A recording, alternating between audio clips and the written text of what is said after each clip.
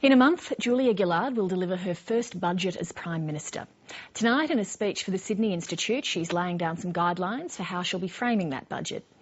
The event's at Luna Park, and Chris Uhlmann joins me from there. Now, Chris, the government keeps saying it's going to be a tough budget. Will the Prime Minister tonight be explaining why and in what way?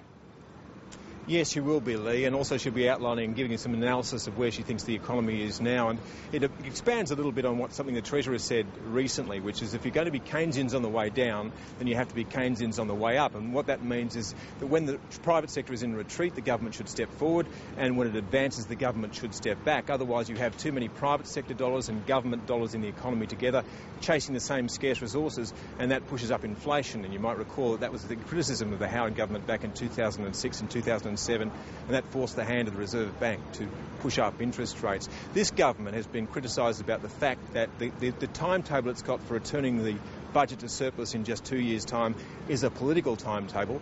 Well, the Prime Minister will make the argument that it's also an economic timetable now, that they need to manage the greatest mining boom since the 1850s, and that means making hard decisions now, or otherwise you'll have to make harder decisions later.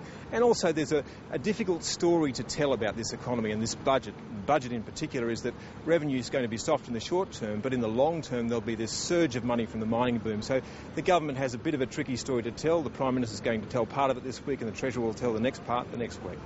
Chris, there's been a lot of talk about the government trying to make savings on disability pensions. Is the Prime Minister going to be talking any more about that this evening?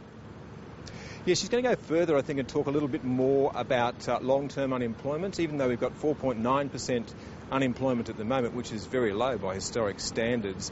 230,000 people have been out of work for 2 years. There are 250,000 families where no one has worked for more than a year, and youth unemployment is particularly high in some parts of the economy. Now, she's made the point before that Australia needs workers and that some Australians are out of work, and that the Labor Party is the party of work and not of welfare. So she's going to talk a bit more about participation in the workforce. That's a hard nut to crack. I don't know that she's going to offer any of the government